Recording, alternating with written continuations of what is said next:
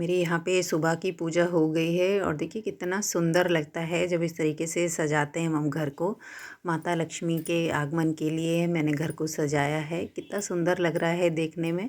और कुछ भी ज़्यादा नहीं किया है, बिल्कुल सिंपल से चावल के आटे से चौक बनाई है, किसी भी जैसी भी आती थी वैसी भी बना दी है। और देखने में कितना प्यारा लग रहा है, जैसे लग रहा है कि घर को कुछ अलग ही तरीके से सजाया गया है। और बाहर देखिए कितना अंधेरा है अभी बिल्कुल। Hello everyone, good morning. अभी बज रहे हैं सुबह के 4:30 और मेरी बाहर की सारी पूजा हो गई है और मैं जा रही हूँ अंदर की पूजा करने के लिए। तो चलिए पूजा करना शुरू करते हैं। तो जब हम इतनी सुबह सुबह गेट खोल के बाहर पूजा करते हैं तो काफ़ी डर भी लगता है, या तो आपके साथ में कोई हो या तो आप अकेले हैं, तो काफ़ी डर लगता है। मैं तो अकेले ही थी, बच्चे उठते नहीं हैं, हस्बैंड तो उठने से रहे, इसलिए अकेले ही होते हैं पूजा के टाइम पे। और सुबह जितनी जल्दी पूजा हो सके उतना ही अच्छा होता है। तो जब कोई अचानक से निकलता है तो थोड़ा सा डर सा महसूस होता है, तो अपनी सेफ्टी का ध्यान रख के पूजा करें। वैसे हमारा मोहल्ला बहुत अच्छा है, इस तरीके की कोई घटना नहीं हुई है अभी तक, लेकिन फिर भी अपनी सेफ्टी का ध्यान रखना ज़रूरी है। तो चलिए अब हम पूजा पे अपनी ध्यान देते हैं। तो यहाँ पे मैंने सिंपल सा छोटे से चावल की ढेरी लगा के उस पर दीपक जला दिया है। और एक छोटे से जो मैंने पाटा रखा हुआ है उसके ऊपर एक पीले कलर का कपड़ा बिछा के उस पर एक अष्टदल कमल बना दिया है और इसके ऊपर हम कलश रखेंगे। तो अष्टदल कमल बनाना बहुत ज़रूरी होता है। अगर आपको बनाना आता है तो बहुत अच्छी बात है, अगर नहीं आता है तब भी आप सीख सकते हैं। बहुत ही सिंपल है, इसमें कुछ भी करना नहीं है। एक सिंपल सी चावल की ढेरी कीजिए, उस पर प्लस का निशान लगाइए, उसके बाद में क्रॉस का निशान लगाइए, फिर क्रॉस का निशान लगाइए। इस तरीके से आप बनाएंगे तो आपकी 8 पत्तियां बन जाएंगी और उनको आप हल्के से हाथ से ऊपर पत्ती का शेप दे दीजिए, हमारा अष्टदल कमल बनकर रेडी हो जाएगा। और फिर उसके ऊपर हमें अपना लक्ष्मी कलश स्थापित करना है। तो मैंने लक्ष्मी कलश में गंगा जल पहले से डाला हुआ था और बाकी हमारी सारी वही चीज़ें हैं जो मैंने पहले वाले कलश में चीज़ें डाली थी, वही सारी चीज़ें हैं। पूजा के बाद मैं इनको निकाल के रख देती हूँ जिससे ये सूख जाती हैं, और जो जल है उसको घर में छिड़क के बाद में गमले में डाल देते हैं। और मैं यहाँ पे आज पान के पत्तों का यूज़ कर रही हूँ, क्योंकि जब हमको आम के पत्ते नहीं मिले या अशोक के पत्ते नहीं मिले तो हम पान के पत्तों का यूज़ कर सकते हैं। पान के पत्तों का यूज़ करना काफ़ी अच्छा होता है, लेकिन मुझे नहीं यहाँ पे मिल पाए हैं आम के पत्ते और उसके, तो मैंने पान के पत्ते मंगा लिए थे। तो मैंने आज वही यूज़ किए हैं, क्योंकि दिन में मुझे कुछ याद नहीं था पान के पत्ते के लिए और बाद में शाम हो गई तो पत्ते तोड़ने नहीं थे। इस वजह से मैंने पान के पत्ते यूज़ किए हैं, 5-7 पत्ते। जैसे आप आम के पत्ते यूज़ करते हैं या अशोक के पत्ते यूज़ करते हैं, उस तरीके से आप पान के पत्ते यूज़ कर सकते हैं।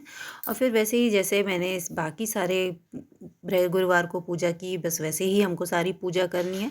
यहाँ पे मेरी सुबह की पूजा संपन्न हो गई थी। अब मैं यहाँ पे कर रही हूँ शाम की आरती। तो मैंने जैसे सुबह पूजा की थी उतनी पूजा तो शाम को नहीं करनी होती है, बस माता रानी को फूल वगैरह चढ़ा देते हैं, सिंदूर लगा देते हैं और भोग और आरती, बस शाम की पूजा में यही होता है। और एक तरफ मेरी खीर बन रही है और इधर खीर चढ़ा के मैं पूजा कर रही थी।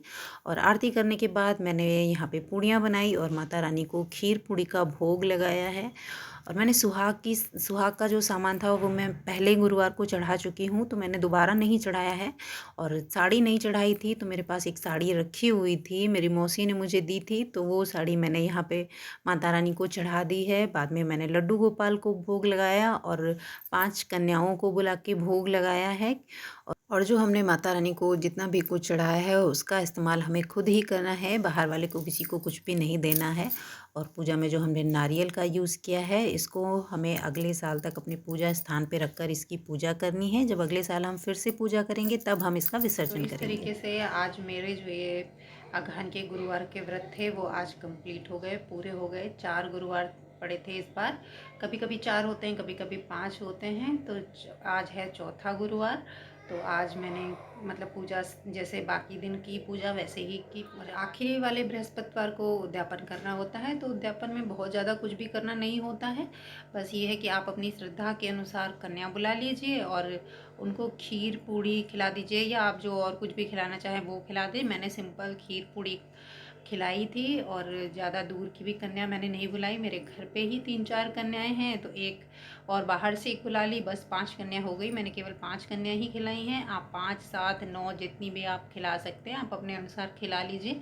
और मेरे ये व्रत बहुत अच्छे से पूर्ण हो गए। मैं माता लक्ष्मी से आशा करती हूँ कि अगली बार मैं बहुत और अच्छे तरीके से अपना पूरा 100% दूंगी। और शायद इस बार कुछ कमी रह गई हो, थोड़ी बहुत हमेशा रह ही जाती है, लेकिन भगवान से प्रार्थना है, माता लक्ष्मी से, कि अगली बार मेरे और अच्छे से पूजा करूं और अच्छे से सारी तैयारी करूं, कोई भूल चूक की कोशिश ना रहे।